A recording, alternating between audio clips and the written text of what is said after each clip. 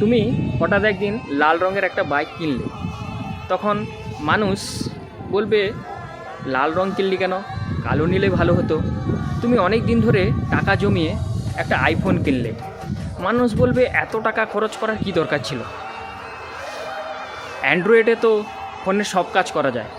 তুমি ভালো কোনো সিদ্ধান্ত নিলে তারা খুঁজে বার করবেই। আর খারাপ অবস্থায় পড়লে সেই কথা হাসতে হাসতে 10 জন মানুষকে বলবে, কারণ তোমার সাফল্যে মানুষের গায়ে জ্বালা পায়, আর তোমার বিপদে তারা এক অদ্ভুত আনন্দ খুঁজে পায়। তোমার কষ্ট তাদের আলোচনার খোরাক, তোমার হারানোর সুযোগ তাদের দিনের মুড ভালো করে দেয়। তুমি ভাববে মানুষটা আমার ভালোর জন্য হয়তো বলছে, মানুষ তোমার ভালোর জন্য নয়, নিজেদের মতামতকে চাপিয়ে দিতে ভালোবাসে। তুমি যদি তাদের কথা শুনতে শুনতে চলতে থাকো, একদিন দেখবে আমাদের জীবনের বা তোমার জীবনের যে স্টিয়ারিংটা না নিজের হাতে আর নেই, অন্যদের হাতে তুলে দিয়েছো। যাই করো, মানুষ সবসময় কথা বলবেই।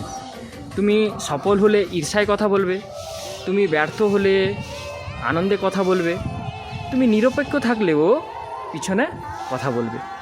তাই মানুষকে খুশি করার জন্য নিজেকে বদলাতে যেও না, নিজের ইচ্ছার রঙটাই বেছে নাও। লাল রং যদি তোমার পছন্দ হয়, লালটাই বেছে নাও। আইফোন ভালো লাগলে সেটাই কিনো।